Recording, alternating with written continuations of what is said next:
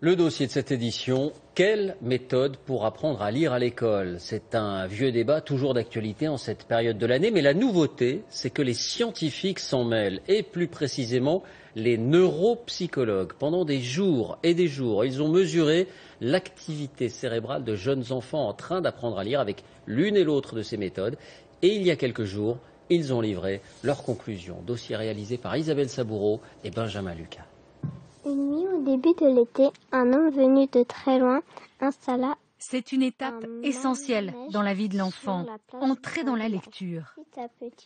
Depuis la fin du CP, il y a un an, Zoé et Tida lisent couramment et avec plaisir. Ils n'avaient pas d'enfant. Leur secret, une technique solide qui leur permet d'affronter les mots les plus difficiles. D'abord, je regarde la première syllabe et je la lis. Et si je la connais, je sais ce que ça fait. Par exemple, là, exception, E et X, ça fait X. Et C et E, ça fait ce, ça fait ex. Et quand je lis P-T-I-O-N, ça fait psion. Du coup, je réalise que le mot, c'est exception.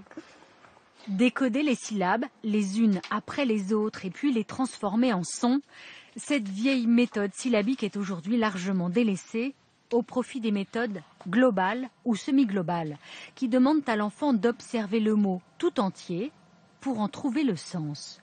Deux façons d'enseigner qui s'opposent depuis 40 ans, et dans ce vieux débat, la science a tranché. L'apprentissage syllabique serait plus efficace. Nous sommes à Saclay, au commissariat de l'énergie atomique. Ça tombe un peu ou ça ira? Ici, depuis 2 ans, Arthur et une dizaine d'autres enfants viennent tous les 2 mois passer des tests. Habillé en cosmonaute, le petit garçon vient pour son 7e IRM. Arthur connaît bien la machine. Ça fait du bruit, que ça s'arrête, qu'il ne faut pas bouger, d'accord? Si avec quoi que ce soit, tu as la petite sonnette et tu appuies sur la pointe. D'accord? Ça marche? On y va? Allez, go.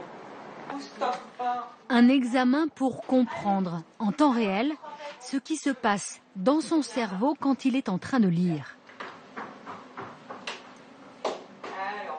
Parfaitement immobile, pendant 1 heure, Arthur va lire des mots projetés à l'intérieur du tube, sur un petit écran, au-dessus de ses yeux.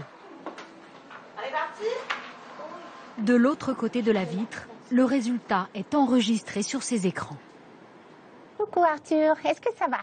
Oui. Ok, t'as trouvé tous les Charlie? Oui. Ok, donc nous on regarde, détends-toi pendant ce temps.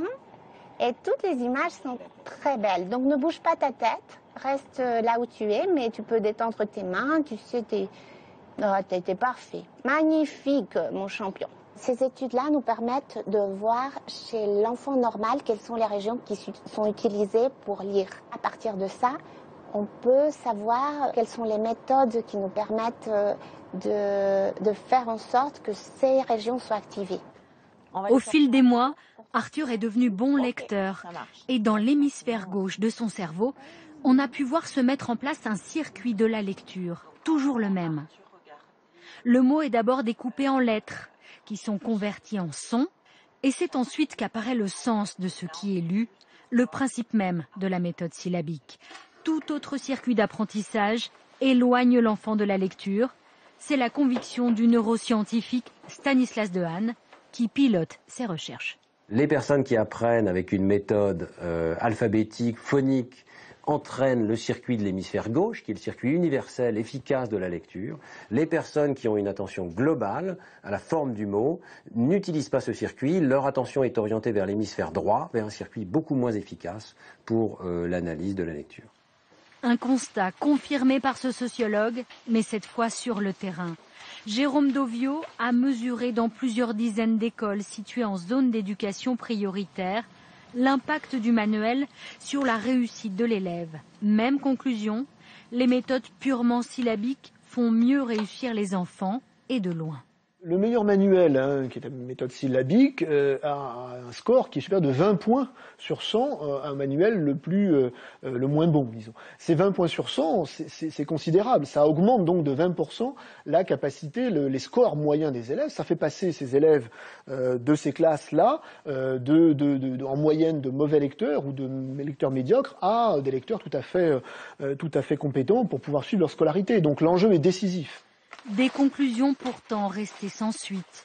Au ministère de l'Éducation, l'approche syllabique est vue comme une étape indispensable, mais pas suffisante. Alors, pas question de changer quoi que ce soit. En attendant, Zoé et Tida ont repris le chemin de l'école sereine, quand 20% des élèves entrent en 6e sans maîtriser la lecture.